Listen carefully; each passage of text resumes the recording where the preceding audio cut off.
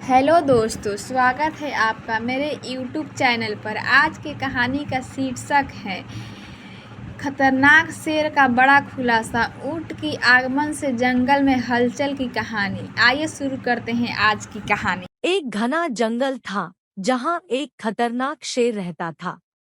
कौआ, सियार और चीता उसके सेवक के रूप में हमेशा उसके साथ रहते थे। शेर रोज शिकार करके भोजन करता और ये तीनों उस बचे हुए शिकार से अपना पेट भरते थे। एक दिन उस जंगल में एक ऊंट आ गया जो अपने साथियों से बिछड़ गया था। शेर ने कभी ऊंट नहीं देखा था। कौवे ने शेर को बताया कि यह ऊंट है और यह जंगल में नहीं रहता। शायद पास के गांव से यह यहाँ आ गया होगा। आप इसका शिकार करके अपना पेट भर सकते हो। चीता और सियार को भी कौवे की बात अच्छी लगी। तीनों की बात सुनकर शेर ने कहा कि नहीं, यह हमारा मेहमान है, मैं इसका शिकार नहीं करूंगा। शेर ऊंट के पास गया और ऊंट ने उसे सारी बात बताई कि वो किस प्रकार अपने साथियों से बिछड़कर जंगल में पहुंचा। शेर को उस कमजोर ऊंट पर दया आई और उससे कहा कि आप हमारे मेहमान हैं, आप इस जंगल में ही रहेंगे। कौआ, चीता और सियार इस बात को सुनकर मन ही मन ऊंट को कोसने लगे। ऊंट ने शेर की बात मान ली और जंगल में ही रहने लगा। जल्दी ही जंगल की घास और हरी पत्तियां खाकर वह तंदुरुस्त हाय गया। इस बीच एक दिन शेर की जंगली हाथी से लड़ाई हो गई और शेर बुरी तरह से घायल हो गया। वह कई दिन तक शिकार पर नहीं जा सका।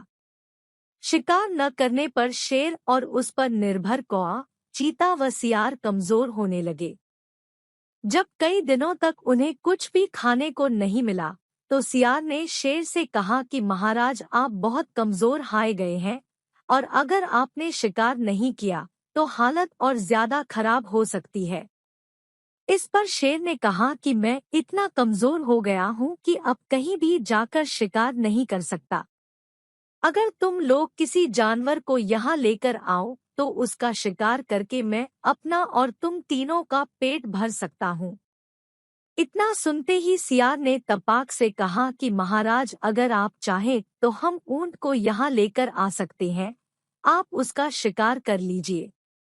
शेर को यह सुनकर गुस्सा आ गया और बोला कि वह हमारा मेहमान है, उसका शिकार मैं कभी नहीं करूँगा।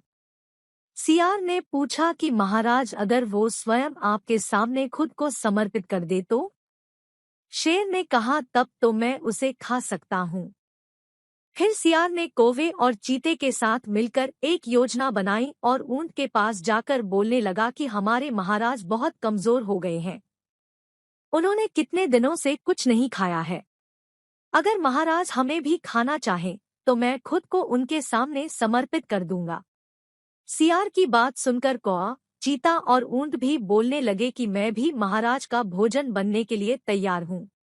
चारों शेर के पास गए और सबसे पहले कौवे ने कहा कि महाराज, आप मुझे अपना भोजन बना लीजिए। सियार बोला कि तुम बहुत छोटे हो, तुम भोजन क्या नाश्ते के लिए भी ठीक नहीं हो।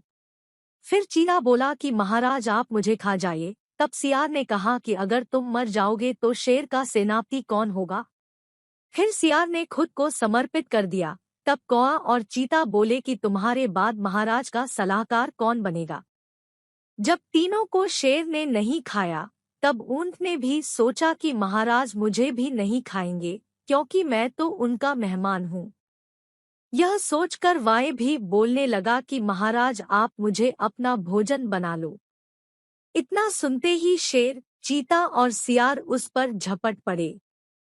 इससे पहले कि ऊंट कुछ समझ पाता, उसके प्राण शरीर से निकल चुके थे और चारों उसे अपना भोजन बना चुके थे। कहानी से सीख। इस कहानी से हमें यह सीख मिलती है कि हमें बिना सोचे किसी की बातों में नहीं आना चाहिए। साथ ही चालाक व धूर्त लोगों की मीठी मीठी बातों पर कभी भरोसा नहीं करना चाहिए।